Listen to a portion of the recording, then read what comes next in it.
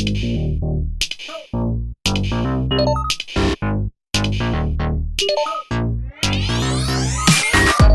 mes cookies, j'espère que vous allez bien. On est lundi et aujourd'hui j'avais envie de commencer la semaine avec une recette qui allait vous faire super plaisir. Une recette qui est dans mon livre, c'est la recette du cheesecake.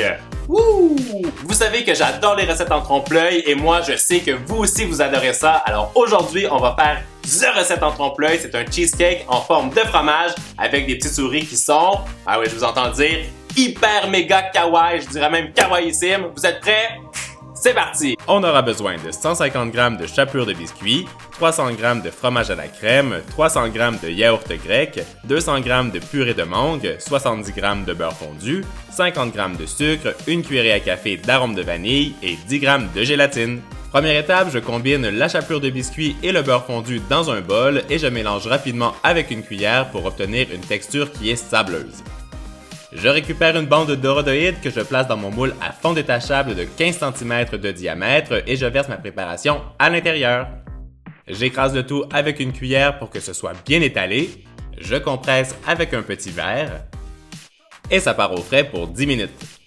Pendant ce temps, je réhydrate mes feuilles de gélatine dans un grand bol d'eau glacée.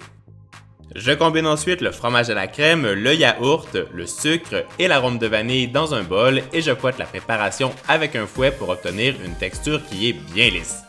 Mon astuce pour la recette, vous avez deux choix pour parfumer votre gâteau au fromage. Vous pouvez prendre de la purée de mangue ou de fruits de la passion, mais prenez une des deux parce que c'est ça qui va donner la couleur au gâteau. Maintenant, on continue. Je verse ma purée de mangue dans une casserole et je fais chauffer à feu doux. Quand c'est chaud, j'ajoute les feuilles de gélatine que j'ai bien essorées et je mélange avec un fouet. Je combine ma purée à mon mélange de fromage à la crème et je mélange une dernière fois pour obtenir une texture qui est lisse, crémeuse et sans grumeaux. Je verse le tout dans mon moule que j'ai récupéré. J'étale le dessus avec une cuillère pour que ce soit bien lisse. Et ça part au frigo pour au moins 5 heures. Quand le gâteau a bien figé, je le démoule.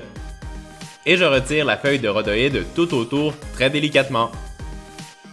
Avec une cuillère parisienne que j'ai chauffée sous l'eau chaude, je récupère de petits morceaux de gâteau pour imiter le gruyère.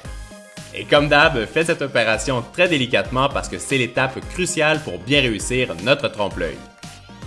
Je place mon gâteau sur une assiette de présentation et je n'oublie pas de retirer des petits morceaux sur les côtés. J'ai bien sûr préparé quelques petites souris en pâte à sucre.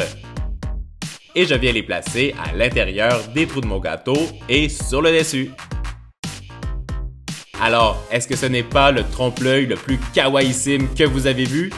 Et boum! Notre cheesy cheesecake en forme de fromage est terminé. J'espère que vous avez aimé cette recette en trompe-l'œil. D'ailleurs, si vous aimeriez encore plus de recettes trompe-l'œil, faites-moi péter le compteur des pouces bleus et dites-moi dans les commentaires qu'est-ce que vous aimeriez aussi comme prochaine recette de mon livre. Et pendant que vous allez faire la lecture du Love Mail, moi je vous donne rendez-vous ce mercredi pour une nouvelle vidéo gourmande que j'ai très hâte de partager avec vous. Mes cookies, passez une belle journée et à très bientôt. Ciao ciao!